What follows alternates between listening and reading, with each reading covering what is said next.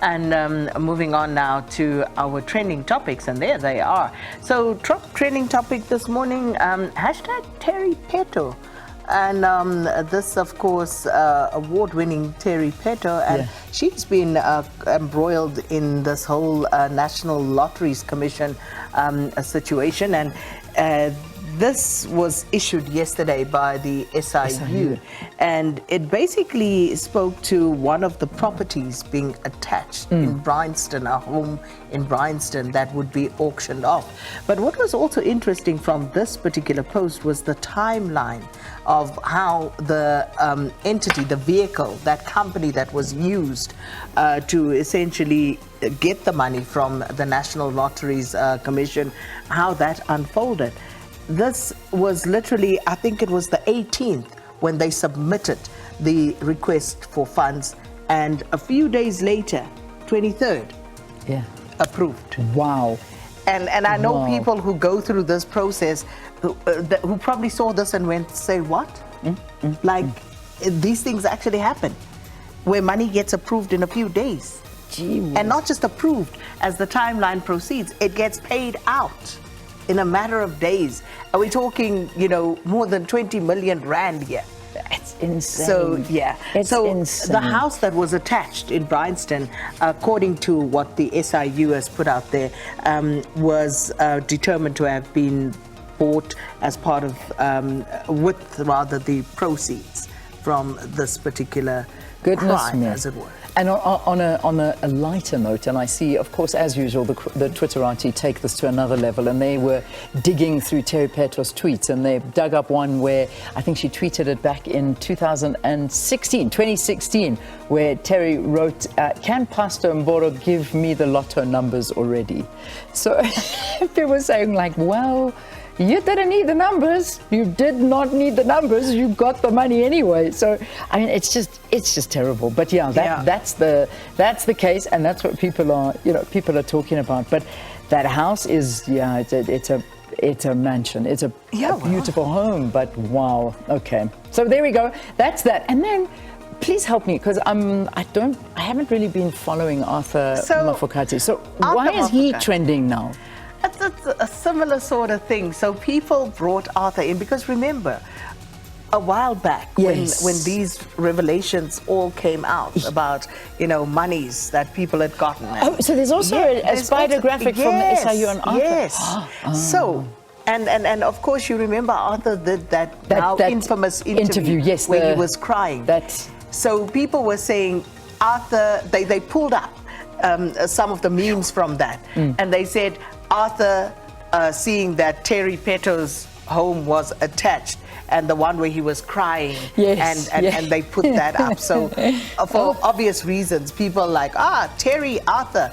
And that's what the Twitterati was running with. Oh my, okay, all right. No, that interview is just, I will never forget that interview. But it makes for some very interesting reading.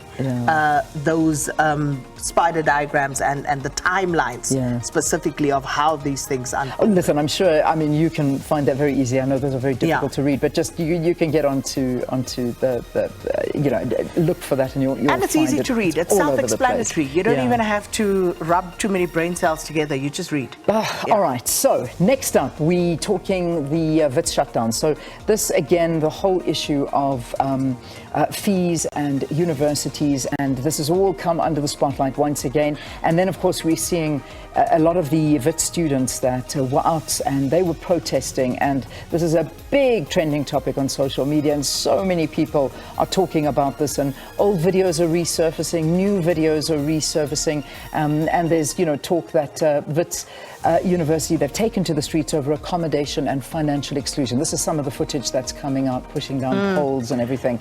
And then the National Student Financial Aid Scheme have, they basically are defending themselves and saying this is how it's allocated. So this is what is going on. This building is the one down the road from us here. Where APSA used to be. It's down the road, and so it's no, it's not. this one looks in Braamfontein. Braamfontein, similar building. This one is in Braamfontein. So you had the Wit students, of course, they've been at it since Monday. Now you've got the UJ students who've also joined in. So where we are in Auckland Park, we are sandwiched between these institutions. And when I went home yesterday, I had to turn back. Sure. I had to be diverted to come back out and find a way out through Mayfair and make my way around to get out of this area. Sure. So that's what was happening yesterday. But I think we must be clear. We cannot, so as a society, we sit here every day, and I always tell you about, one of my greatest bugbears at the moment is how our infrastructure is just being decimated. You wake up in the morning and you see traffic lights down, some of these signposts, those poles down. And why is this happening? And where are the authorities when all of this is happening? Man, yeah. I mean, go on and protest, and I think the issues are valid. Yeah. But why are we, destroying it's property? Terrible. That doesn't make sense. It's terrible. But we've spoken about this at nauseum, and I mean, the reality is this happens, and I mean, burning down libraries, burning down infrastructure, destroying schools. It's a terrible, terrible thing. But we've got to move. We've got to get onto the next one. Constitutional Court. Has this got to do? Can you tell that I haven't been around lately?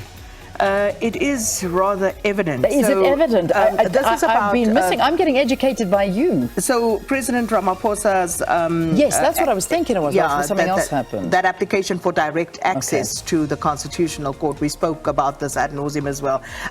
So that was denied. Okay. And of course there was reaction from the EFF and others. So thank you. Yeah. I've been educated. I've been educated. You see, you stay away from work for a while and that's what happens to you. Thank you. Thank you, SK.